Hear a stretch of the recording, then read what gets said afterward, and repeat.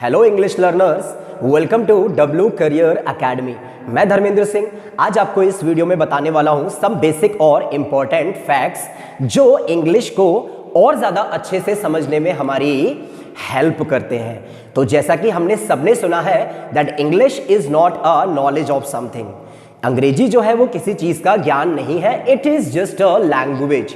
अंग्रेजी क्या है? एक भाषा है और किसी भी भाषा को सीखा जा सकता है रोज़ अपने आप को बिजी करके और एंगेज रख के इन 4 प्रोसेसेस में जो आपके होते हैं रीडिंग, राइटिंग, लिसनिंग और स्पीकिंग। तो फ्रेंड्स इस वीडियो को लास्ट तक देखना, क्योंकि इस वीडियो को देखने के बाद आपके ऑलमोस्ट इंग्लिश के आधे कॉन्सेप्ट क्लियर हो जाएंगे। और फ्रेंड्स ये वीडियो मैं बिगिनर्स के लिए यानी जो इंग्लिश सीखना शुरू करते हैं उनके लिए बना रहा हूं, ताकि उनको जो है इंग्लिश के बारे में और ज़्यादा अच्छे से पता चले कि इंग्लिश क्या है और इंग्लिश के जो बेसिक कॉन्सेप्ट होते हैं वो क्या है। जैसा कि हम सब जानते हैं कि कोई भी भाषा की एक सबसे छोटी इकाई होती है। जैसे इंग्लिश की सबसे छोटी इकाई होती है वर्णमाला और इंग्लिश की जो है वो सबसे छोटी इकाई होती है अल्फ़ाबेट्स। हमें सबको पता है कि इंग्लिश लैंग्वेज में टोटल 26 अल्फ़ाबेट्स होते हैं, जिसमें 5 आपके वॉबल्स होते हैं, आपको सबको पता होगा। जैसे ए, ई, आई, ओ और यू, ये क्या होते हैं? आपके स्वर होते हैं यानी वॉबल्स होते हैं। और रिमेनिंग 21 लेटर्स जो होते हैं वो होते हैं हमारे व्यंजन यानी के कॉन्सोनेंट। जैसे हिंदी में हम लोग 2 या 2 से ज़्यादा अक्षरों को जोड़ देते हैं तो क्या बनता है? हमारा एक शब्द। ऐसे ही इंग्लिश लैंग्वेज में जब हम 2 या 2 से ज़्यादा लेटर्स को जोड़ देते हैं तब बनता है हमारा एक वर्ड। फ्रेंड्स कोई भी लैंग्वेज में सबसे ज़्यादा इम्पॉर्टेंट जो रोल प्ले करते हैं वो होते हैं हमारे वर्ड्स यानी के शब्द, क्योंकि जो हम लिखते हैं वो भी क्या होते हैं? हमारे वर्ड्स। जो हम लोग पढ़ते हैं वो भी क्या होते हैं? हमारे वर्ड्स। जो हम लोग सुनते हैं वो भी क्या होते हैं? हमारे वर्ड्स होते हैं। और जो हम लोग बोलते हैं वो भी क्या होते हैं? हमारे वर्ड्स होते हैं। इवन हर एक व्यक्ति की जो वाइजनेस होती है वो उसके शब्दों से पता चलती है। आप जितने ज़्यादा अच्छे शब्द यूज़ करते हो उससे पता चलता है कि आप कितनी अच्छी लैंग्वेज बोल सकते हो। तो किसी भी भाषा को सीखने के लिए हमें सबसे जो महत्वपूर्ण चीज़ें होती हैं वो होती हैं हमारे लिए शब्दों का ज्ञान यानी कि नॉलेज ऑफ वर्ड्स। तो जैसे हिंदी में समान प्रकार के शब्द नहीं होते हैं, ऐसे ही इंग्लिश में भी सेम टाइप के वर्ड्स नहीं होते हैं। हमेशा पार्ट ऑफ स्पीच में हमारे पास डिफरेंट टाइप के वर्ड्स रहते हैं जो कि एक जैसे नहीं होते हैं। जैसे nouns, pronouns, adjectives, adverbs, conjunctions, prepositions, ये सब क्या होता है? हमारे पास डिफरेंट टाइप के वर्ड्स होते हैं। तो करेक्ट इंग्लिश बोलने के लिए सबसे पहले हमें इन शब्दों का ज्ञान होना बहुत ज़्यादा ज़रूरी है। जैसे 2 या 2 से ज़्यादा लेटर्स को ऐड कर देने से बनता है एक वर्ड, ऐसे ही 2 या 2 से ज़्यादा वर्ड को ऐड कर देने से बनता है आपका सेंटेंस। लेकिन सेंटेंस तब बनता है जब वो अपने आप में एक क्लियर अर्थ प्रकट करे। अगर कोई क्लियर मीनिंग नहीं है तो इसका मतलब वो आपका सेंटेंस भी नहीं है। और दूसरी चीज़, ऐसा ज़रूरी नहीं है कि एक वाक्य में 2 या 2 से ज़्यादा ही वर्ड हों। एक सिंगल वर्ड का भी सेंटेंस हो सकता है अगर वो अपने आप में क्लियर अर्थ प्रकट करे। फॉर एग्जाम्पल जैसे मैंने बोला स्टॉप, तो इसमें कोई कंफ्यूजन नहीं है, ये क्लियर अर्थ प्रकट कर रहा है कि आपको रोकने को बोल रहा है। तो एक सेंटेंस एक वर्ड का भी हो सकता है और 2 का भी हो सकता है। जैसे मैंने बोला कम हियर, देखो इसमें कितने वर्ड हैं? 2 हैं। और 3 का भी हो सकता है। जैसे मैंने बोला वेट फॉर मी, क्या बोला मैंने? Wait for me. तो यहां पे देखो वेट फॉर मी। और 3 से ज़्यादा वर्ड भी हो सकते हैं, लेकिन 2 या 2 से ज़्यादा वर्ड को मिला देने से सेंटेंस तब बनता है जब वो अपने आप में एक क्लियर अर्थ प्रकट करे। एक कोई भी कही जाने वाली बात जो अपने आप में क्लियर अर्थ प्रकट करे वो कहलाता है हमारा स्टेटमेंट। स्टेटमेंट हमेशा हमारे पास 2 तरीके के होते हैं, या तो कोई स्टेटमेंट हमारा पॉजिटिव स्टेटमेंट होता है और या कोई हमारा स्टेटमेंट कैसा होता है? Negative statement. जब हम लोग किसी भी बात को पॉजिटिवली बोलते हैं तब वो हमारे लिए कहलाता है पॉजिटिव स्टेटमेंट, और जब हम लोग किसी बात को अगर नेगेटिवली बोलते हैं तब वो कहलाता है हमारे लिए नेगेटिव स्टेटमेंट। फॉर एग्जाम्पल अगर मैंने बोला I am your friend, so that means this is my positive statement. And if I am saying I am not your friend, तो इसका मतलब ये कैसा है? आपका एक नेगेटिव स्टेटमेंट। जैसे मैंने बोला द फूड इज टेस्टी और the food is not tasty, इसमें आपका एक पॉजिटिव स्टेटमेंट और एक नेगेटिव स्टेटमेंट है। जैसे मैंने बोला I am waiting for you और I am not waiting for you, तो इसका मतलब क्या हुआ? एक पॉजिटिव स्टेटमेंट और एक नेगेटिव स्टेटमेंट है। जैसे मैंने बोला I have sent you a mail, तो ये आपका पॉजिटिव स्टेटमेंट है। और मैंने बोला I haven't sent you a mail, तो ये कैसा है आपका एक नेगेटिव स्टेटमेंट। मैंने बोला आई नो यू, तो ये आपका एक पॉजिटिव स्टेटमेंट है। और मैंने बोला आई डोंट नो यू, तो ये कैसा है आपका एक नेगेटिव स्टेटमेंट है। शी इज बिजी और शी इज नॉट बिजी। तो हमेशा स्टेटमेंट कैसे होते हैं हमारे पास, दो तरीके के, और स्टेटमेंट ही हमारा एक सेंटेंस होता है जब वो अपने आप में एक क्लियर मीनिंग दे। अब हमारे पास क्वेश्चन ये आता है कि हमें एक स्टेटमेंट बनाने के लिए किन किन शब्दों की यानी किन किन कंपोनेंट्स की जरूरत पड़ती है। वैसे तो एक वाक्य में और भी कंपोनेंट हो सकते हैं, लेकिन जो मोस्ट कॉमन कंपोनेंट रहते हैं आपके एक सेंटेंस में यानी एक स्टेटमेंट में, वो हमारे होते हैं 5 कंपोनेंट। और ये 5 कंपोनेंट हमारे होते हैं subject, helping verbs, main verbs, preposition और एक ऑब्जेक्ट। इनके अलावा और भी कंपोनेंट हो सकते हैं, लेकिन कभी भी आप किसी भी सेंटेंस में आप ऑब्जर्व करके देखना, जो मोस्ट कॉमन आपको कंपोनेंट्स मिलेंगे वो आपके ये 5 कंपोनेंट होते हैं। फॉर एग्जांपल जैसे मैंने बोला I M living in India, क्या बोला अगर मैंने I am living in India, तो देखो यहाँ पे आपको ये 5 कंपोनेंट मिल जाएंगे। आई यहाँ पे सब्जेक्ट है, एम यहाँ पे हेल्पिंग वर्ब है, लिविंग आपकी क्या है यहाँ पे मेन वर्ब, इन क्या है प्रीपोजिशन है, और इंडिया क्या है ऑब्जेक्ट है। फॉर एग्जाम्पल जैसे मैंने बोला she is waiting for her friend, she is waiting for her friend, तो देखो शी क्या है यहाँ पे आपका एक सब्जेक्ट है, इज क्या है यहाँ पे आपका एक हेल्पिंग वर्ब है, वेटिंग क्या है यहाँ पे आपकी मेन वर्ब है, और यहाँ पे प्रीपोजिशन क्या है फॉर, और ऑब्जेक्ट क्या है यहाँ पे हर friend. For example if you are saying like I am sitting on the ground, I am sitting on the ground, तो देख लो आप यहाँ पे I am sitting on the ground बोल सकता हूं जैसे कि यहाँ पे। तो ऐसा जरूरी नहीं है कि प्रीपोजिशन एवरी टाइम हो, लेकिन मोस्ट ऑफ द टाइम आपको प्रीपोजिशन मिल ही जाती है एक सेंटेंस में। और ये जो 5 आपके मोस्ट कॉमन जो आपके कंपोनेंट रहते हैं वो आपके होते हैं subject, helping verb, main verb, preposition और ऑब्जेक्ट। और इनका अपने आप में एक सीक्वेंस रहता है। क्या रहता है आपका अपने आप में इनका एक सीक्वेंस यानी एक क्रम रहता है कि पहले सब्जेक्ट, फिर हेल्पिंग वर्ब, फिर मेन वर्ब, फिर प्रीपोजिशन और लास्ट में क्या आना चाहिए आपका एक ऑब्जेक्ट। अगर मैं इनकी पोजीशन को इंटरचेंज कर दूं तो कहीं ना कहीं ये ग्रामेटिकली एरर शो करते हैं। तो मोस्ट ऑफ द टाइम हमें ये 5 कंपोनेंट एक वाक्य में मिल ही जाते हैं, जिसमें सबसे पहला कंपोनेंट होता है हमारा सब्जेक्ट। अब सबसे पहले हमारे पास ये क्वेश्चन आता है कि एक वाक्य में सब्जेक्ट क्या होता है। दोस्तों आपने सबने सुन रखा होगा कि सब्जेक्ट को हम लोग कर्ता भी बोलते हैं, यानी कि जो काम करे, बट मैं आपको थोड़ा डिफरेंट तरीके से बताता हूं कि हमारा एक वाक्य में सब्जेक्ट क्या होता है। सब्जेक्ट को हम लोग हिंदी में बोलते हैं विषय। क्या बोलते हैं हम लोग? विषय। और हमें हमेशा बात करने के लिए चाहिए होता है एक विषय। तो बेसिकली जिस भी चीज के बारे में बात की जाती है वही कहलाता है हमारा सब्जेक्ट, और जिस भी व्यक्ति या वस्तु के बारे में आप बात करते हो वही कहलाता है हमारा सब्जेक्ट। फॉर एग्जाम्पल जैसे कि मैंने बोला India is a democratic country, तो मैं किसके बारे में बात कर रहा हूं? यहाँ पे इंडिया के बारे में बात कर रहा हूं, तो सब्जेक्ट क्या होगा आपका? इंडिया होगा। फॉर एग्जाम्पल जैसे मैंने बोला the Taj Mahal is a beautiful place, now I am talking about the Taj Mahal, so that means यहां पर सब्जेक्ट क्या है आपका? द ताजमहल। तो इसका मतलब क्या हुआ? जिस भी बारे में हम लोग बात करते हैं वही क्या होता है? हमारा एक सब्जेक्ट होता है। जैसे दिस मार्कर इज माइन, तो यहाँ पे मैं किसके बारे में बात कर रहा हूँ? इस मार्कर के बारे में। तो सब्जेक्ट क्या है आपका यहाँ पे? This marker. जैसे मैंने बोला Goa is the smallest state of India, तो यहां पे मैं किसके बारे में बात कर रहा हूं? अभी गोवा के बारे में। और आपका सब्जेक्ट क्या है यहाँ पे? आपका गोवा आपका यहाँ पे सब्जेक्ट। इसका मतलब सीधे सीधे जिस चीज के बारे में मेन बात होती है वही होता है हमारा एक सब्जेक्ट, और जिस मेन विषय में आप बात करते हो वही क्या होता है? हमारा एक सब्जेक्ट होता है। फॉर एग्जाम्पल जैसे कि मैंने बोला दिस मार्कर इज माइन, तो इसका मतलब मैं इस मार्कर के बारे में बात कर रहा हूं। सब्जेक्ट क्या है यहाँ पे आपका? This marker. जैसे मैंने बोला the cap of this marker is black, तो अब मैं मार्कर के बारे में बात नहीं कर रहा हूं बल्कि इसकी कैप के बारे में बात कर रहा हूं। तो यहाँ पे सब्जेक्ट क्या होगा? The cap of this marker. जैसे मैंने बोला the quality of this marker is not good, तो now I am not talking about this marker, I am talking about the quality of this marker. So here quality of this marker क्या है? आपका एक subject है। For example जैसे मैंने बोला the price of this marker is cheap, तो अब मैं यहाँ पे फिर से मार्कर के बारे में बात नहीं कर रहा हूं बल्कि इसके प्राइस के बारे में बात कर रहा हूं। तो यहाँ पे सब्जेक्ट क्या होगा आपका? The price of this marker. जैसे मैंने बोला the shape of this marker is cylindrical. तो अब मैं यहां पे ध्यान रखना, इस मार्कर के बारे में बात नहीं कर रहा हूं बल्कि इसके शेप के बारे में बात कर रहा हूं।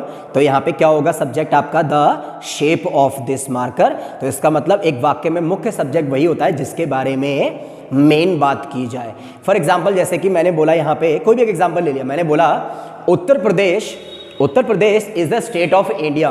तो इसका मतलब मैं सीधे सीधे यहाँ पे उत्तर प्रदेश के बारे में बात कर रहा हूं। और अगर मैंने बोला the population of Uttar Pradesh is largest in India, तो इसका मतलब अब मैं किसके, उत्तर प्रदेश के बारे में बात नहीं कर रहा हूं बल्कि उसकी पॉपुलेशन के बारे में बात कर। इसके बाद हमारे पास एक क्वेश्चन ये आता है कि कौन कौन से टाइप के ऐसे शब्द होते हैं जिनको हम लोग सब्जेक्ट की तरह यूज कर सकते हैं। मैंने अभी आपको जितने भी ये एग्जाम्पल दिए, मैंने इनमें सबसे ज्यादा यूज करे, मालूम है आपको, नाउन थे आपके। देखो, quality of this marker, shape of this marker, the Taj Mahal, India, Uttar Pradesh, इन सब में ये देखो मैंने क्या यूज करे, सब्जेक्ट की तरह नाउन्स यूज करे। इसका मतलब क्या हुआ मालूम है, कि हम लोग जो सबसे ज्यादा जिन चीजों के बारे में बात करते हैं डेली लाइफ में, वो होते हैं हमारे नाउन्स। क्या होते हैं हमारे? तो सबसे ज्यादा जिन शब्दों को यूज किया जाता है सब्जेक्ट की तरह वो कहलाते हैं हमारे नाउन्स। नाउन्स के अलावा और जो सबसे ज्यादा यूज करे जाते हैं वो होते हैं हमारे प्रोनाउंस। प्रोनाउंस के अलावा हम लोग सब्जेक्ट की तरह जो शब्द यूज करते हैं उनमें हमारे एडजेक्टिव्स भी आते हैं, और इसके अलावा हम लोग सब्जेक्ट की तरह यूज करते हैं वर्ब्स को भी।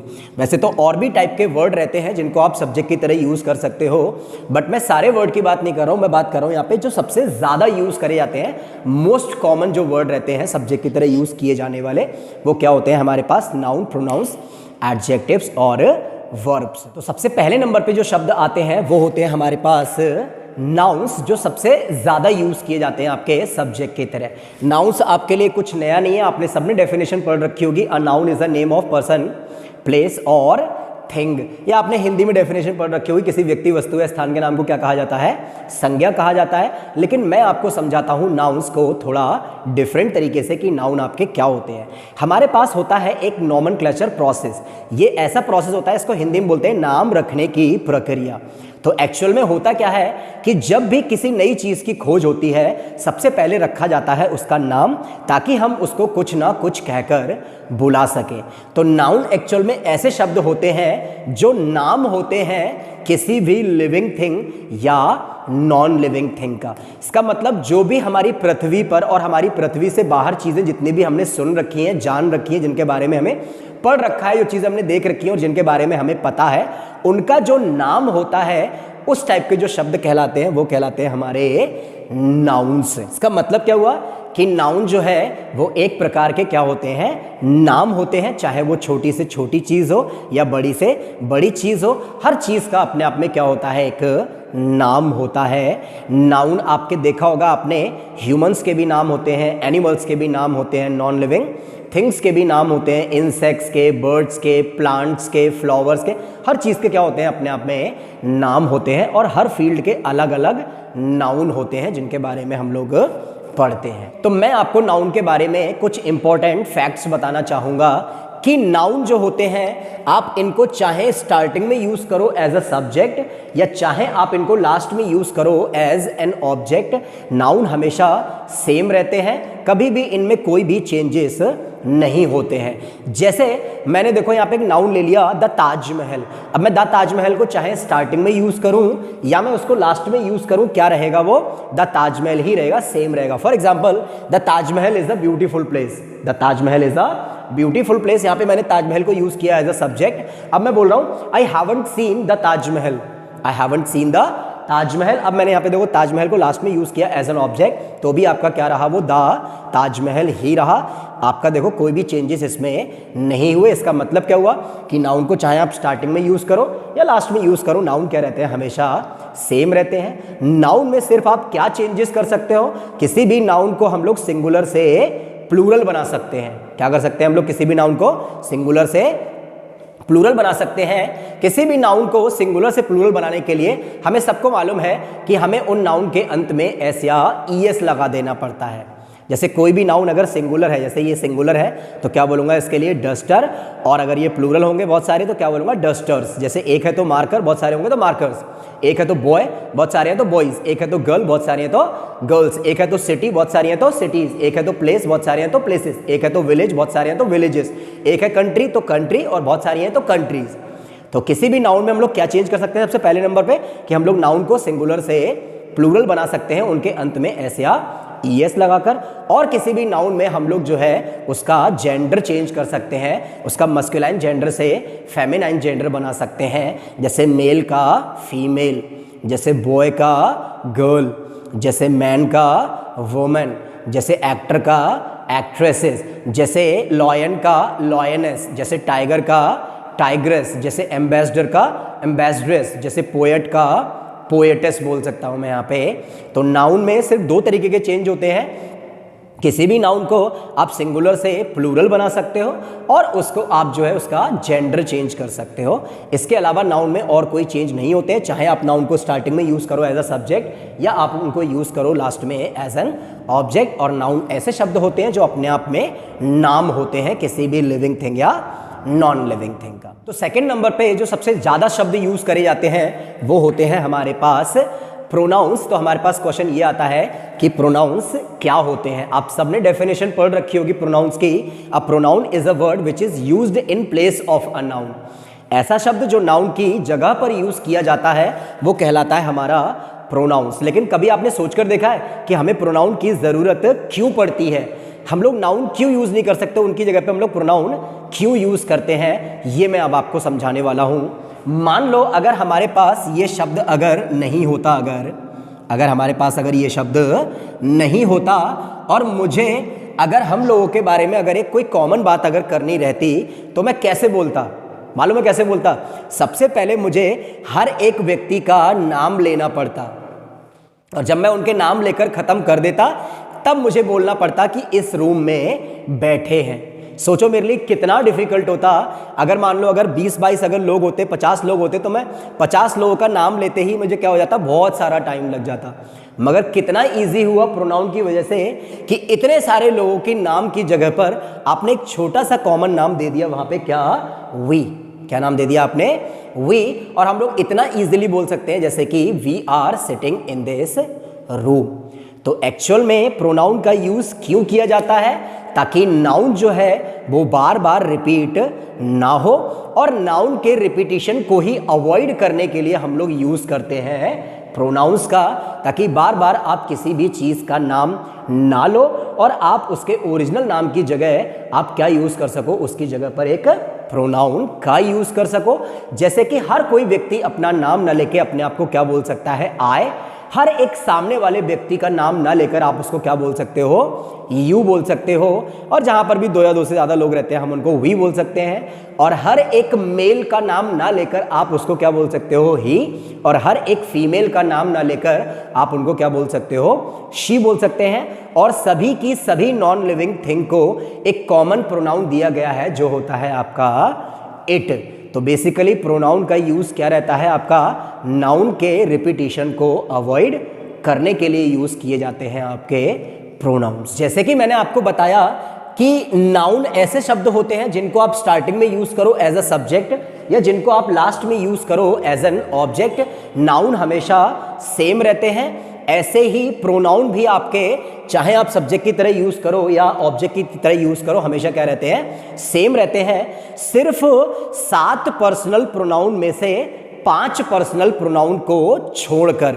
ये 5 पर्सनल प्रोनाउन 7 में से ऐसे होते हैं जो आपके चेंज हो जाते हैं, जिनका सब्जेक्टिव केस अलग होता है और जिनका ऑब्जेक्टिव केस अलग होता है। और ये 7 पर्सनल प्रोनाउन में से 5 आपके पर्सनल प्रोनाउन कौन कौन से रहते हैं, जिसमें सबसे पहला रहता है आपका आई।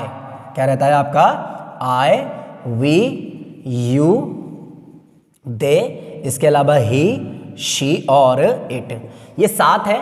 इन 7 में से क्या होता है, जो 5 पर्सनल प्रोनाउन होते हैं वो आपके चेंज हो जाते हैं। और मैंने ये आपको अपनी लास्ट वीडियो में भी समझाया है, the use of personal pronouns in 5 ways. उसमें मैंने आपको ये भी समझाया है कि हम लोग पर्सनल प्रोनाउन का यूज़ जो है वो 5 तरीके से कैसे करते हैं। ओके, बट मैं पॉइंट पे आता हूं कि ये जो पर्सनल प्रोनाउन होते हैं इनमें से 7 में से 5 क्या हो जाते हैं, आपके चेंज हो जाते हैं। इनका सब्जेक्टिव केस अलग रहता है और इनका ऑब्जेक्टिव केस अलग रहता है। और इन 7 में से 5 कौन कौन से होते हैं जो आपके चेंज होते हैं? देखो, आए, कोई भी व्यक्ति अपने आप को अगर स्टार्टिंग में यूज करता है एज अ सब्जेक्ट तो हम लोग आए लगाते हैं, और अगर आप अपने आप को यूज करोगे लास्ट में एज एन ऑब्जेक्ट तब वहां पे हम लोग यूज करते हैं मी। ऐसे ही वी का ऑब्जेक्टिव केस होता है अस। यू आपका सेम रहता है, चाहे आप उसको स्टार्टिंग में यूज करो या लास्ट में यूज करो एज एन ऑब्जेक्ट, हमेशा क्या रहता है? सेम। दे का ऑब्जेक्टिव केस बनता है आपका देम, ही का ऑब्जेक्टिव केस बनता है आपका हिम, और शी का ऑब्जेक्टिव केस होता है हर, और इट भी क्या रहता है? आपका सेम रहता है। तो ये 7 पर्सनल प्रोनाउन में से 5 आपके ऐसे रहते हैं जो आपके चेंज हो जाते हैं, जिनका आपका सब्जेक्टिव केस अलग होता है और जिनका आपका ऑब्जेक्टिव केस अलग होता है। और वो 5 कौन कौन से रहते हैं आपके? आई, वी, दे, ही और शी। ये 5 ऐसे होते हैं जो आपके चेंज हो जाते हैं, ये नाउन वाली प्रॉपर्टी फॉलो नहीं करते हैं। इसके अलावा जितने भी प्रोनाउन होते हैं वो आपके सब के सब जो है वो नाउन की तरह प्रॉपर्टी फॉलो करते हैं कि चाहे आप उनको स्टार्टिंग में यूज करो एज अ सब्जेक्ट या चाहे आप उनको लास्ट में यूज करो एज एन ऑब्जेक्ट, हमेशा क्या रहते हैं? आपके सेम रहते हैं। जैसे मैं अपने आप को अगर स्टार्टिंग में यूज करूंगा तब बोलूंगा यहाँ पे I. For example, I am teaching you. और मैं अपने आप को अगर स्टार्टिंग में यूज ना करके अगर मैं अपने आप को लास्ट में यूज करूंगा ऑब्जेक्ट की तरह, तब मैं आई यूज नहीं कर सकता हूं। मुझे क्या यूज करना पड़ेगा अपने लिए? मी। जैसे यू आर लिसनिंग, आई नहीं बोल सकता, क्या बोलूंगा? यू आर लिसनिंग मी, क्योंकि यहां पे मैं अपने आप को कैसे यूज कर रहा हूं? ऑब्जेक्ट की तरह, यानी कि लास्ट में। और थर्ड नंबर पे जो शब्द सबसे ज्यादा यूज करे जाते हैं वो होते हैं हमारे एडजेक्टिव्स। और एडजेक्टिव्स ऐसे शब्द होते हैं जो हमें विशेषता बताते हैं किसी भी नाउन या प्रोनाउन की। जैसे कि आपने डेफिनेशन पढ़ रखी होगी, an adjective is a word which always qualify a noun और अ प्रोनाउन। और ध्यान रखना, एडजेक्टिव हमें सिर्फ विशेषता बता सकते हैं या तो किसी नाउन की और या किसी प्रोनाउन की। बट मैं आपको थोड़ा डिफरेंट तरीके से बताऊंगा कि एडजेक्टिव जो है वो किस प्रकार के शब्द होते हैं। एडजेक्टिव का प्रयोग किया जाता है किसी भी नाउन या प्रोनाउन के बारे में और ज्यादा डिटेल में इंफॉर्मेशन देने के लिए या और ज्यादा डिटेल में बताने के लिए। ध्यान रखना, ठीक है? The words which are used to give more information और to give information in detail of any noun और a pronoun are called adjectives. जो शब्द किसी नाउन या प्रोनाउन के बारे में और ज्यादा डिटेल में बताते हैं वो कहलाते हैं हमारे एडजेक्टिव। और जिन शब्द की हमें जरूरत पड़ती है किसी भी नाउन या प्रोनाउन के बारे में और ज्यादा डिटेल में बताने के लिए वो शब्द कहलाते हैं हमारे एडजेक्टिव्स। फॉर एग्जाम्पल, जैसे मैं आपके सामने एक नाउन लेता हूं यहाँ पे, जैसे मैंने एक नाउन ले लिया यहाँ पे वाटर। अब ये नाउन तो है लेकिन मुझे इसके बारे में और ज्यादा डिटेल में बताना है कि वाटर तो है लेकिन कैसा है। तो मुझे इसके बारे में डिटेल में बताने के लिए जिन शब्दों की जरूरत पड़ेगी वो होंगे हमारे एडजेक्टिव्स। जैसे वाटर तो है लेकिन कैसा है? मान लो कोल्ड है, कैसा है? अगर कोल्ड है, हॉट है, जैसे कि चिल्ड है, जैसे कि फिल्टर्ड है, जैसे कि बॉइल्ड है, जैसे कि मिनरल है, कैसा है? अगर मिनरल है, जैसे कि वॉर्म है, जैसे कि ल्यूक वॉर्म है, कैसा है? अगर ल्यूक वॉर्म है, जैसे कि डर्टी है, जैसे कि मडी है, कैसा है? अगर मडी है, जैसे कि ड्रिंकेबल है, कैसा है? अगर ड्रिंकेबल है या नॉन ड्रिंकेबल है, या जैसे कलरफुल है। तो ये जितने भी शब्द मैंने देखो वाटर के बारे में और ज्यादा डिटेल में बताने के लिए यूज करे, ये सब क्या है? हमारे ये एडजेक्टिव है हमारी। तो एडजेक्टिव का मेन यूज क्या हुआ कि किसी भी नाउन और प्रोनाउन के बारे में अगर आपको और ज्यादा अगर डिटेल में बताना है तो आपको किन शब्दों की जरूरत पड़ती है? एडजेक्टिव्स की। जैसे मैंने यहाँ पे एक नाउन ले लिया हाउस। क्या नाउन ले लिया मैंने? हाउस। अब मान लो हाउस तो है लेकिन कैसा है, तो वो अगर मुझे यूज करना है, जैसे मान लो ऑड है, कैसा है? अगर ऑड है, मॉडर्न है, ओल्ड है, कैसा है? अगर न्यू है, जैसे कि मान लो स्ट्रॉन्ग है, जैसे कि मान लो कैसा है? अगर ब्यूटीफुल है, कैसा है? अगर ब्यूटीफुल है, जैसे कि बोल सकता हूँ यहाँ पे एम्प्टी है, कैसा है? अगर एम्प्टी है, यानी कि खाली है जैसे कि बोल सकता हूँ यहाँ पे, ठीक है। या वेरी ब्यूटीफुल है, कैसा है अगर वेरी ब्यूटीफुल है, बहुत ज़्यादा स्ट्रॉन्ग है जैसे मान लो कैसा है यहाँ पे, अगर मैं बोल सकता हूँ यहाँ पे बहुत ज़्यादा अगर स्ट्रॉन्ग है। या एक्सपेंसिव है, अगर कैसा है जैसे कि एक्सपेंसिव है। या इसके अलावा जैसे कि चीप है बोल सकता हूँ यहाँ पे, कैसा है अगर एक्सपेंसिव के अलावा चीप है जैसे कि।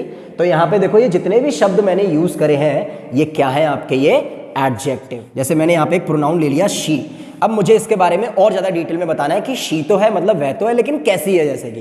तो देखो कैसे बोल सकता हूँ यहाँ पे, जैसे बोल सकता हूँ मैं कैसी है यहाँ पे, अगर ब्यूटीफुल है, कैसी है अगर ब्यूटीफुल है। जैसे मान लो आप बोल सकते हो ओल्ड है, कैसी है अगर ओल्ड है। यंग है, ब्रेव है, जैसे कि बोल सकता हूँ यहाँ पे बोल्ड है।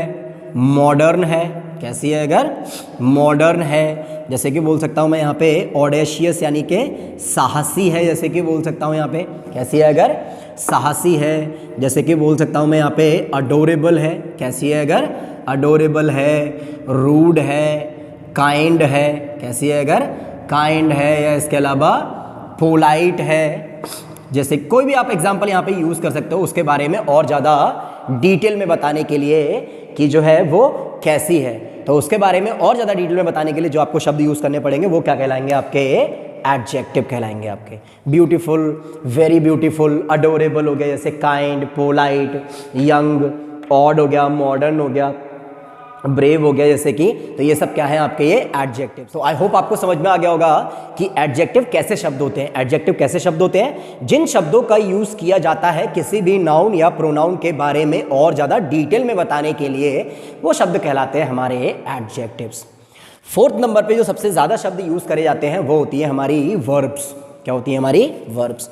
तो वर्ब की तरह तो यूज किया ही जाता है। मान लो अगर आपको किसी वर्ब का यूज करना है स्टार्टिंग में यानी सब्जेक्ट की तरह, और या आपको अगर किसी वर्ब को यूज करना है ऑब्जेक्ट की तरह।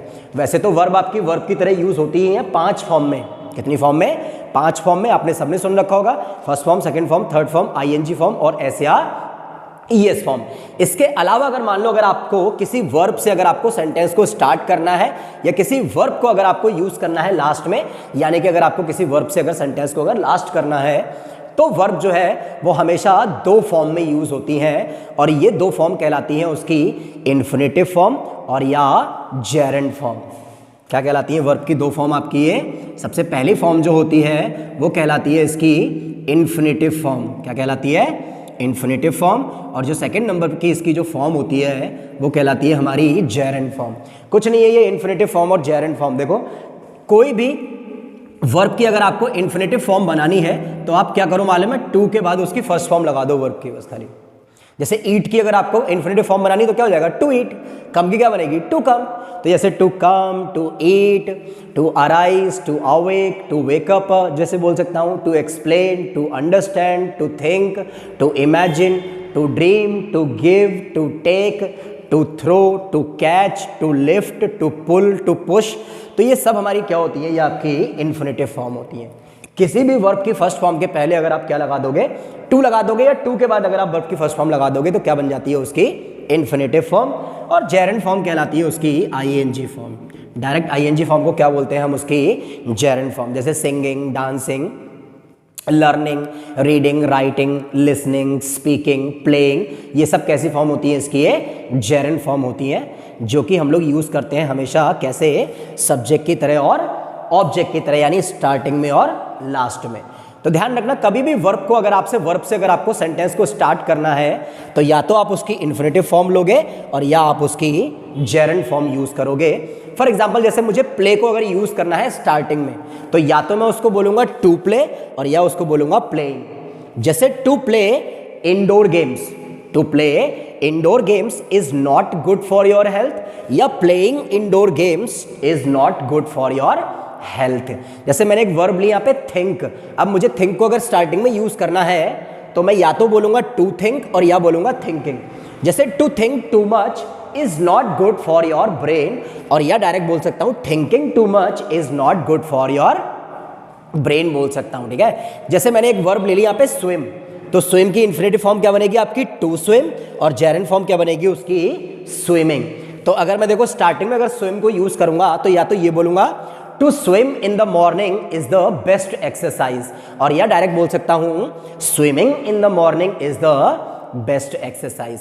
और ऐसे ही अगर आप किसी वर्ब को अगर लास्ट में अगर आप यूज करते हो ऑब्जेक्ट की तरह, तब भी हम लोग हमेशा या तो उसकी इन्फिनेटिव फॉर्म यूज करते हैं और या जेरेंड फॉर्म यूज करते हैं। जैसे मैंने बोला आई लाइक, क्या बोला मैंने, आई लाइक, तो या तो बोलूंगा टू प्ले और या बोलूंगा प्लेइंग, या तो बोलूंगा आई लाइक टू स्विम और या बोलूंगा आई लाइक स्विमिंग, या तो बोलूंगा I like to behave politely और या बोलूंगा आई लाइक बिहेविंग पोलाइटली, या तो बोलूंगा I like to teach every day और या बोलूंगा आई लाइक टू टीच की जगह पे क्या बोलूंगा टीचिंग एवरी डे।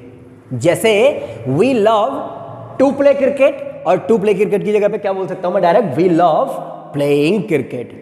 तो कभी भी वर्ब को अगर हम लोग स्टार्टिंग में एज अ सब्जेक्ट या लास्ट में अगर एज एन ऑब्जेक्ट अगर हम लोग यूज करते हैं तो वो आपकी दो फॉर्म में यूज होती है, इन्फिनेटिव फॉर्म या जेरेंड फॉर्म। तो ये सबसे ज्यादा यूज होने वाले हमारे शब्द रहते हैं जिसको हम लोग यूज करते हैं एज अ सब्जेक्ट की तरह। तो अब मैं मूव करता हूं यहां पे सेकंड कंपोनेंट पे, और सेकंड कंपोनेंट जो हमारा सब्जेक्ट के तुरंत बाद आती है वो होती है हमारी हेल्पिंग वर्ब्स। तो मैं आपको ये बताने वाला हूं अभी कि एक जो है हेल्पिंग वर्ब का एक वाक्य में क्या रोल होता है। आपने कभी ये ऑब्जर्व करके देखा है कि हिंदी में हम लोग कैसे पहचानते हैं कि कोई पास्ट की बात कर रहा है, प्रेजेंट की बात कर रहा है या फ्यूचर की बात कर रहा है। हिंदी में अगर है लग जाता है तो आप तुरंत पहचान जाते हो कि कोई प्रेजेंट की बात कर रहा है।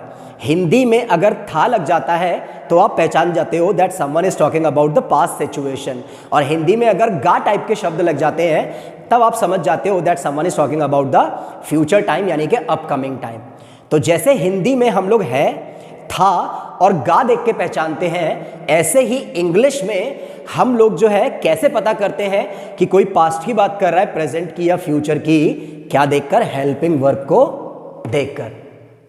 एक वाक्य में हेल्पिंग वर्ब का सिर्फ इतना सा काम होता है कि वो हमारे वाक्य की सिचुएशन को बताती हैं that someone is talking about the present, past और फ्यूचर सिचुएशन। और हमारे पास हमेशा बोलने के लिए सिर्फ तीन ही सिचुएशन होती हैं। What we talk about the present time, past time और फ्यूचर टाइम। जो भी हम लोग बात करते हैं वो हम लोग या तो प्रेजेंट की बात करते हैं, इस समय की, या जो टाइम आपका निकल गया पास्ट, या जो समय आपका आने वाला है फ्यूचर, उसके बारे में हम लोग बात करते हैं। इसीलिए हेल्पिंग वर्ब भी आपकी तीन सिचुएशन की होती है, पास्ट की, प्रेजेंट की और फ्यूचर की। प्रेजेंट की कोई भी बात बताने के लिए हमें यूज करनी पड़ती है प्रेजेंट की हेल्पिंग वर्ब। पास्ट की अगर आप कोई बात बताना चाहोगे तो आपको यूज करनी पड़ेगी पास्ट की हेल्पिंग वर्ब, और अगर आपको कोई बात बतानी है अपकमिंग टाइम की यानी फ्यूचर की, तब हमें यूज करनी पड़ती है फ्यूचर की हेल्पिंग वर्ब। इसीलिए हेल्पिंग वर्ब को भी तीन कैटेगरी में बांटा गया है, पास्ट, प्रेजेंट और फ्यूचर।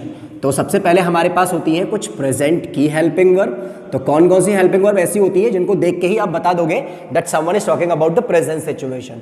जैसे कभी भी अगर किसी ने अगर अपने वाक्य में अगर डू या डज का यूज किया है तो इसका मतलब वो किसकी बात कर रहा है, प्रेजेंट की। किसी ने अगर अपने एग्जाम्पल में अगर यूज किया इज, आर या एम, तो आपको तुरंत समझ जाना है कि कोई किसकी बात कर रहा है, प्रेजेंट टाइम की। या अगर किसी ने यूज किया अगर हैज और हैव, तो भी समझ जाना प्रेजेंट की बात हो रही है। या इसके अलावा जैसे कैन हो गया, अगर क्या हो गया, इसके अलावा अगर कैन, तो भी आपको समझना है कि किसकी बात हो रही है, प्रेजेंट टाइम की। पास्ट की बात बताने के लिए हमें पास्ट की हेल्पिंग वर्ब यूज करनी पड़ती है, जिसमें डू और डज की पास्ट फॉर्म बनती है आपकी डिड। इज, आर, एम की जो आपकी पास्ट फॉर्म होती है वो होती है आपकी वॉज या वर। और पास्ट की हैज और हैव की जो फॉर्म बनती है वो होती है हमारी हैड। और कैन की पास्ट की फॉर्म होती है आपकी कुड। और भी होती है कुछ, जैसे वुड भी हम लोग पास्ट के लिए यूज करते हैं, और यूज्ड टू का यूज भी करते हैं हम लोग किसके लिए, पास्ट के लिए। और फ्यूचर की बात बताने के लिए हमेशा हमें यूज करना पड़ता है विल और शैल, विल और शैल। तो एक वाक्य में हेल्पिंग वर्ब का सिर्फ इतना सा रोल होता है कि वो हमें ये रियलाइज कराती हैं कि कोई पास्ट की बात कर रहा है, प्रेजेंट की बात कर रहा है या फ्यूचर की बात कर रहा है। समझने वाले के पास भी एक ही तरीका और समझाने वाले के पास भी एक ही तरीका कि कोई कैसे समझे या कोई कैसे समझाए कि कोई पास्ट की बात कर रहा है, प्रेजेंट की या फ्यूचर की, क्या देखकर, हेल्पिंग वर्ब को देखकर। चाहे मैं अगर डू यूज करूं, डज यूज करूं, is, are, am, has, have और कैन, तो ध्यान रखना ये सारे स्टेटमेंट मेरे कब के होंगे, प्रेजेंट टाइम के। और अगर मैंने यूज किया did, was, were, had, could, would और use to, so that means I am talking about the past situation. और if someone is using will और shall in his statement, in his और her statement, that means he और she is always talking about the future situation. आने वाले समय की बात बताने के लिए हमें क्या यूज करना पड़ता है, हमेशा विल और शैल का यूज करना पड़ता है। थर्ड नंबर का जो हमारा कंपोनेंट होता है वो होती है हमारी मेन वर्ब्स। क्या होती है हमारी मेन वर्ब्स? तो सबसे पहले हमें ये जानना जरूरी है कि ये जो मेन वर्ब रहते हैं ये किस टाइप के शब्द होते हैं। तो ध्यान रखना, मेन वर्ब को हम लोग जो है वो डूइंग एक्शंस भी कहते हैं। क्या कहते हैं हम लोग यहाँ पे इनको? Doing actions. बट मैं बोलता हूं इन्हें हमेशा एक काम। क्या बोलता हूं? इन्हें हमेशा एक काम। ऐसे शब्द जिनमें किसी काम का होना पाया जाए, या ऐसे शब्द जो अपने आप में एक काम हो, या ऐसे शब्द जो अपने आप में एक एक्शन हो जो हम लोग सुबह से लेकर शाम तक डेली परफॉर्म करते हैं, वो कहलाती हैं हमारी मेन वर्ब्स।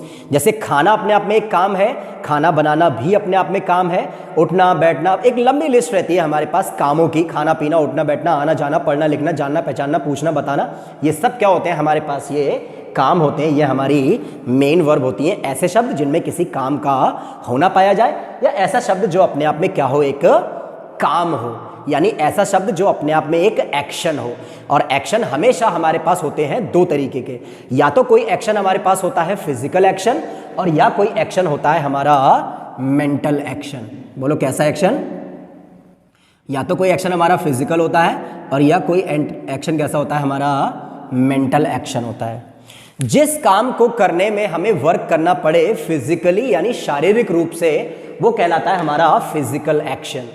और जिस काम को करने में हमें वर्क करना पड़े माइंड में यानी मेंटली, वो कहलाता है हमारा मेंटल एक्शन। जैसे थ्रो में हमें कैसा वर्क करना पड़ता है? फिजिकल। जैसे walk, run, jog, jump, slip हो गया, जैसे कि पुश हो गया, पुल हो गया, कुछ ब्रेक करना हो गया, ये सब कैसे एक्शन होते हैं हमारे? ये फिजिकल एक्शन। या किसी चीज को मूव करना हो गया, ये भी कैसा एक्शन है हमारा? एक फिजिकल एक्शन। होल्ड करना, राइट करना हो गया, जैसे स्पीक करना हो गया, ये सब कैसे एक्शन होते हैं हमारे? ये फिजिकल एक्शन। और जिन काम को करने में हमें मेंटली वर्क करना पड़े मानसिक रूप से, वो कहलाते हैं हमारे मेंटल एक्शन। जैसे थिंक यानी सोचना, हमें कैसा वर्क करना पड़ता है? मेंटली। जैसे मैंने बोला यहाँ पे इमेजिन करना, कैसा वर्क है आपका? ये मेंटल एक्शन है। जैसे अंडरस्टैंड करना किसी भी चीज को, कैसा एक्शन है आपका? ये मेंटल एक्शन है। तो ऐसे शब्द जो अपने आप में एक एक्शन हो, या ऐसे शब्द जो अपने आप में एक काम हो, वो कहलाती है हमारी मेन वर्ब्स। तो आपको समझ में आया कि मेन वर्ब ऐसे शब्द होते हैं जो अपने आप में एक काम होते हैं। और क्योंकि काम कभी भी हमारे पास एक तरीके का नहीं होता है, काम हमेशा हमारे पास होते हैं अलग अलग तरीके के। कैसे? जैसे मैंने बोला कि मैं इंग्लिश पढ़ाता हूं, एक ये काम हुआ। एक मैंने बोला मैं इंग्लिश पढ़ा रहा हूं, एक अपने आप में ये काम है। और मैंने बोला अगर मैंने इंग्लिश पढ़ा दी है, तो क्या ये तीनों काम एक जैसे हैं? सोचो, अगर मैं तीनों कामों के लिए अगर एक ही मेन वर्ब यूज करूं, अगर टीच, क्या यूज करूं? अगर टीच, तो कभी आप समझ पाओगे कि मैं इंग्लिश पढ़ाता हूं, मैं इंग्लिश पढ़ा रहा हूं, या मैंने इंग्लिश पढ़ा दी है? आप कभी नहीं समझ पाओगे। इसीलिए क्योंकि हमारे पास काम अलग अलग तरीके का होता है, मेन वर्ब की 5 फॉर्म बनाई गई है। कितनी फॉर्म बनाई गई है मेन वर्ब की? 5 फॉर्म। आपने सबने सुना होगा। कौन कौन सी? बोलो। First form. और कौन सी होती है हमारे पास? सेकंड फॉर्म होती है। इसके अलावा हमारे पास थर्ड फॉर्म होती है। इसके अलावा होती है हमारे पास आईएनजी फॉर्म। और इसके अलावा लास्ट होती है हमारे पास एस या ईएस फॉर्म। तो ये टोटल कितनी फॉर्म होती है हमारे पास? 5 फॉर्म। क्यों है 5 फॉर्म? ताकि जिस टाइप का वर्क हो आप उसी टाइप की मेन वर्ब यूज कर सको। अब ये पांचों फॉर्म जो है वो मिलकर हमें सिर्फ और सिर्फ 3 तरीके का काम बताती हैं। कितने तरीके का काम? 3 तरीके का काम। इन पांचों में से 3 फॉर्म जो है वो हमें सिर्फ पहले टाइप का वर्क बताती हैं, फर्स्ट टाइप का वर्क। फर्स्ट कौन कौन सी? फर्स्ट फॉर्म, सेकंड फॉर्म और एस या ईएस फॉर्म। ये तीनों मिलके हमें बताती हैं सबसे पहले टाइप का वर्क, जो कहलाता है हमारा सिंपल वर्क। क्या कहलाता है हमारा? Simple work. कौन कौन सी फॉर्म बताती है हमें? फर्स्ट फॉर्म, सेकंड फॉर्म और एस या ईएस फॉर्म। और बची हुई दो फॉर्म बताती हैं हमें अगले दो टाइप का वर्क। जैसे आईएनजी बताती है हमें कॉन्टिन्यूअस वर्क। कैसा वर्क बताती है आईएनजी फॉर्म हमें? Continuous work. और थर्ड फॉर्म बताती है हमें हमेशा हमारा डन और फिनिश्ड वर्क। कैसा वर्क बताती है? डन और फिनिश्ड वर्क। तो फर्स्ट फॉर्म, सेकेंड फॉर्म और एस या ईएस फॉर्म मिलके बताती है हमें सिंपल वर्क। हमारे पास क्वेश्चन ये आता है कि हमारा एक सिंपल वर्क क्या होता है। सिंपल वर्क बहुत इजी है। पास्ट, प्रेजेंट और फ्यूचर का रेगुलर, इरेगुलर और हैबिचुअल एक्शन कहलाता है हमारा सिंपल वर्क। क्या बोला मैंने? पास्ट, प्रेजेंट और फ्यूचर का कैसा एक्शन बोलो? रेगुलर एक्शन, या इसके अलावा कोई भी इरेगुलर एक्शन अगर आपका हुआ वो भी आपका क्या कहलाता है? Simple work. और इसके अलावा या तो कोई भी अगर आपका हैबिचुअल अगर एक्शन रहता है तो ये भी कहलाता है हमारा सिंपल वर्क। पास्ट, प्रेजेंट और फ्यूचर का रेगुलर एक्शन, इरेगुलर एक्शन और हैबिचुअल। तो हमारा रेगुलर एक्शन क्या होता है? The work which we do, did और विल डू रेगुलरली। ऐसा कोई काम जो हम लोग करते हैं, करते थे या फ्यूचर में करेंगे अगर रेगुलरली यानी कि रोज। तो ऐसे बहुत सारे काम हैं, जैसे ब्रशिंग आवर टीथ हो गया, कैसा काम है हमारे लिए? ये रेगुलर एक्शन। जैसे थिंकिंग, जैसे ब्रीदिंग, जैसे स्लीपिंग, जैसे अवेकिंग, जैसे वॉशिंग आवर फेस, जैसे ब्रशिंग आवर टीथ, ये सब कैसे एक्शन होते हैं हमारे लिए? ये रेगुलर एक्शन होते हैं। कुछ लोगों के लिए जैसे कि पढ़ना कैसा एक्शन होता है? रेगुलर एक्शन होता है। कुछ लोगों के लिए मूवीज देखना regular action, like using your phone, that is also a regular action for someone. और इरेगुलर एक्शन क्या होता है हमारा? The work which we do, did या विल डू इरेगुलरली और समटाइम्स, इरेगुलरली और समटाइम्स और ओकेजनली और once in a month, once in a week और वंस इन अ ईयर, यानी कि वीकली, मंथली, एनुअली, या इसके अलावा क्वार्टरली, या इसके अलावा हाफ ईयरली। ये सब कैसे एक्शन होते हैं हमारे लिए? ये इरेगुलर एक्शन। जो वर्क हम लोग रोज नहीं करते हैं वो कहलाता है हमारे लिए इरेगुलर एक्शन। जैसे अटेंडिंग मैरिजेस, अटेंडिंग मैरिजेस कैसा होता है हमारे लिए? Irregular action. जैसे डूइंग शॉपिंग, वॉचिंग मूवीज भी किसी के लिए कैसा हो सकता है? इरेगुलर एक्शन हो सकता है। जैसे गोइंग ऑन अ टूर, जैसे going for parties, doing parties हो गया, लाइक जैसे ये सब कैसे एक्शन होते हैं हमारे लिए? Irregular actions. जैसे celebrating someone's birthday, celebrating festivals हो गया, लाइक जैसे कि, तो ये सब कैसे? Going to our relatives house, going on a vacation और समथिंग, ये सब कैसे एक्शन होते हैं हमारे लिए?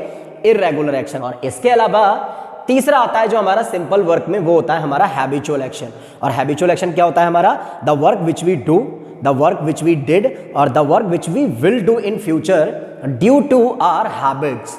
ऐसा कोई काम जो हम लोग करते हैं, करते थे या फ्यूचर में करेंगे, किसकी वजह से? अपनी आदतों की वजह से, या हमारी पास्ट, प्रेजेंट और फ्यूचर की आदतन क्रियाएं कहलाती है हमारा हैबिचुअल एक्शन। वो काम जो हम लोग करते हैं लेकिन किसकी वजह से? अपनी आदत की वजह से। लाइक जैसे using your left hand is also your habitual action. Speaking too much, speaking very less, thinking too much, thinking very less हो गया, लाइक जैसे कि using your phone too much, speaking very loudly, walking slowly और walking very fast हो गया, like जैसे कि going on regular walk हो गया। ये सब कैसे रहते हैं हमारे लिए? ये habitual actions। जैसे telling lies, making excuses, spending too much money, ये सब कैसे एक्शन होते हैं हमारे लिए? ये हैबिचुअल एक्शन होते हैं। जैसे कि वो काम जो अपनी आदत की वजह से किए जाते हैं। जैसे wearing simple clothes, wearing traditional और फैंसी क्लॉथ्स, ये भी कैसे हो सकते हैं किसी के लिए? कैसे एक्शन होते हैं? ये हैबिचुअल एक्शन। जैसे eating too much, eating very less हो गया, लाइक जैसे कि रिमेनिंग साइलेंट और काम ऑल द टाइम। जैसे बोल सकते हो आप बिहेविंग रूडली, बिहेविंग पोलाइटली और टॉकिंग पोलाइटली, जैसे बोल सकता हूँ रिस्पेक्टिंग एवरीवन। ये सब कैसे एक्शन होते हैं हमारे लिए? ये हैबिचुअल एक्शन होते हैं हमारे पास्ट, प्रेजेंट और फ्यूचर के। आदतें हमारी प्रेजेंट की भी है, पास्ट की भी थी और फ्यूचर की भी होंगी हमारी। तो ये कहलाता है हमारा simple work. So that means regular, irregular और habitual action of past, present और future is called a simple work. दूसरे टाइप का जो वर्क होता है वो होता है हमारा continuous work. And what's a continuous work? The work which is still happening. ऐसा कोई काम जो अभी भी एट द मोमेंट हो रहा होता है वो कहलाता है हमारा कॉन्टिन्यूअस वर्क। मैं आपको दूसरे तरीके से समझाता हूं। किसी भी काम को शुरू करने के तुरंत बाद, क्या बोला मैंने? किसी भी काम को शुरू करने के तुरंत बाद जो है वो वर्क हमारा बन जाता है कॉन्टिन्यूस वर्क यानी शुरू करने के तुरंत बाद जो है वो कोई भी काम हमारा कौन सी स्टेज में आता है, कॉन्टिन्यूस स्टेज में आता है।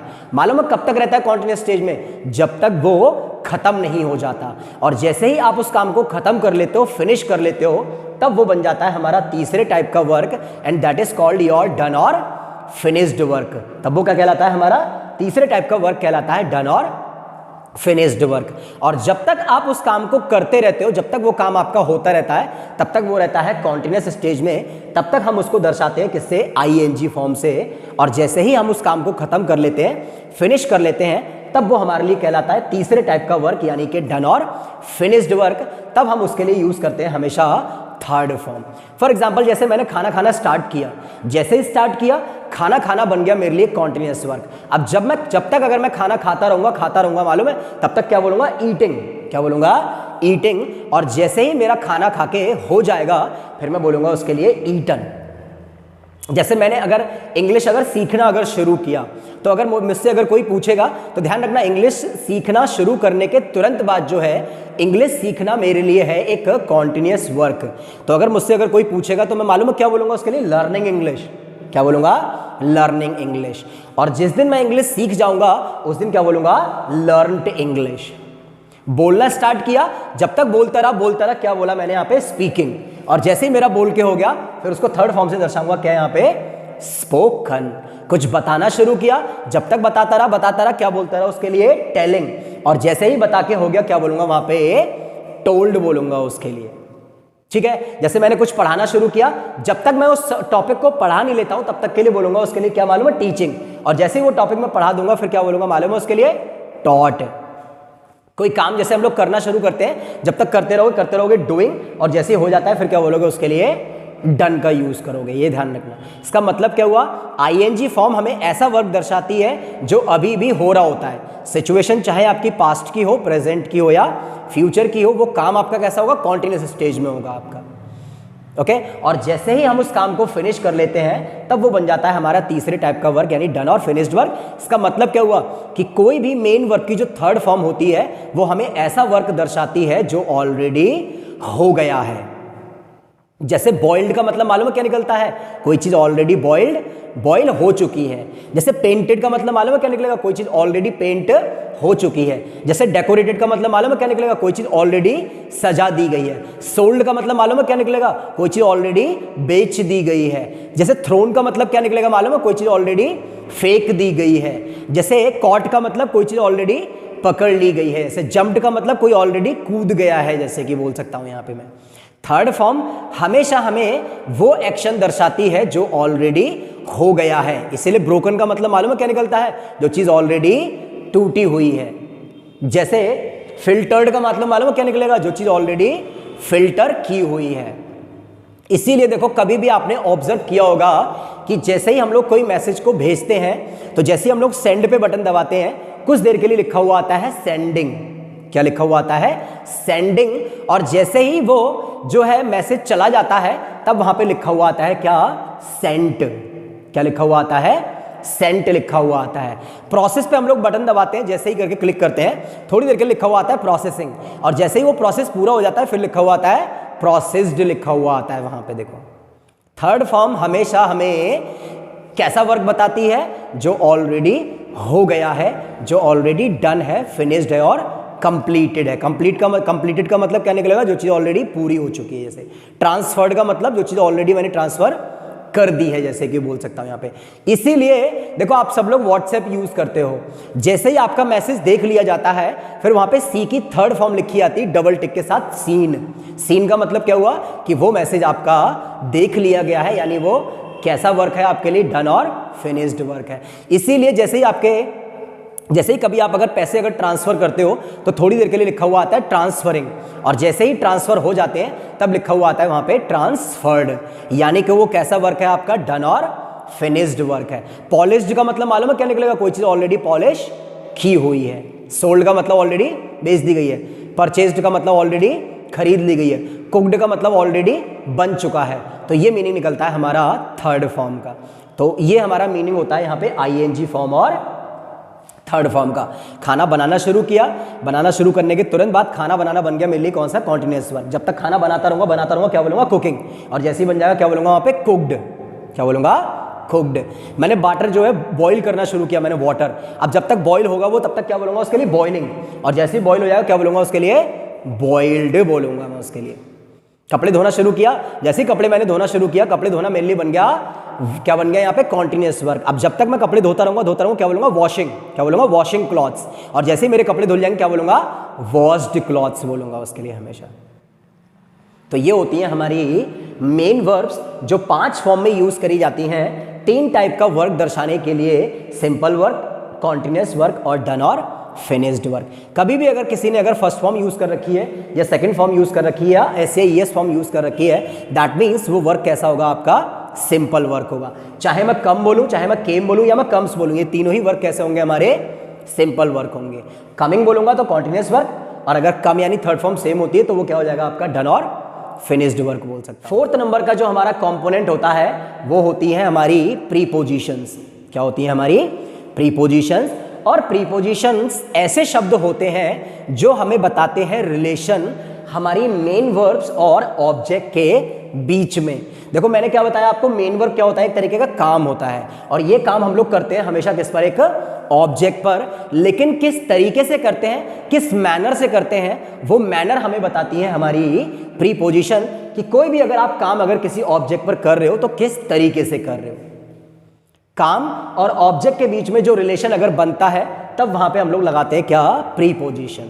जैसे बैठना और कुर्सी के बीच में कैसा रिलेशन बनता है, कुर्सी पर बैठा जाता है, तो ये जो पर हो गई आपकी, ये क्या हो गई, ये प्रीपोजिशन हो गई आपकी। मान लो अगर जहां पर अगर किसी काम और ऑब्जेक्ट के बीच में अगर रिलेशन बन रहा है और अगर मैं रिलेशन ना लगाऊं, यानी कि अगर मैं प्रीपोजिशन ना यूज करूं, तो देखो किस तरीके से हमारे ग्रामेटिकल एरर्स होते हैं। जैसे कि अगर मैं बोलूं मैं मेरे भाई जा रहा हूं, कुछ अजीब लग रहा है सुनने में, क्या होना चाहिए था मालूम है, मैं मेरे भाई के साथ जा रहा हूं। तो ये जो के साथ हो गई यानी विथ, ये क्या है आपकी, एक प्रीपोजिशन है। जैसे मैंने बोला मैं कुर्सी बैठा हूं, कुछ अजीब लग रहा है सुनने में, क्या होना चाहिए था, मैं कुर्सी पर बैठा हूं। तो यहां पे ये जो पर लग गया आपका, ये क्या है, एक प्रीपोजिशन, जिसके लिए क्या लगाते हैं हम लोग, ऑन लगाते हैं। जैसे कि जैसे मैंने बोला मैं घर बैठा हूं, तो क्या होना चाहिए था एक्चुअल में, मैं घर में बैठा हूं या मैं घर पर बैठा हूं। तो ये जो पर हो गया, में हो गई, ये क्या हो गई आपकी, ये प्रीपोजिशन हो गई आपकी। यहां पे ये इन लगा सकते हैं जैसे कि हम लोग। तो ध्यान रखना अगर प्रीपोजिशन नहीं होती है तो किस तरीके से हमारे ग्रामेटिकल एरर्स होते हैं यहाँ पे। जैसे मैं ऐसे बोल सकता हूं मेरी जेब 100 रुपये रखे हैं, कैसे बोलूंगा, मेरी जेब में 100 रुपये रखे हैं। तो यहाँ पे ये जो मैंने में लगाया, ये क्या है आपकी, एक प्रीपोजिशन है जो हमें रिलेशन बता रही है रखना और मेरी जेब के बीच में। ओके जैसे मैं बोलूं मैं जमीन खड़ा हूं, देखो कुछ अजीब लग रहा है, क्या होना चाहिए था, मैं जमीन पर खड़ा हूं। तो ये फिर से जो पर आ गया, ये क्या हो गया आपका, ये प्रीपोजिशन हो गई। मैं मेरे भाई आ रहा हूं, कोई अजीब लग रहा है सुनने में, मैं मेरे भाई के साथ आ रहा हूं, मैं मेरे भाई के पास आ रहा हूं। तो ये जो के साथ, के पास, का, की ओर, पर हो गया, में हो गया, ये सब क्या होती है हमारी, ये प्रीपोजिशन होती हैं जो हमें रिलेशन बताती हैं किस किस के बीच में, मेन वर्ब और ऑब्जेक्ट के बीच में हमें क्या बताती हैं, रिलेशन बताती हैं।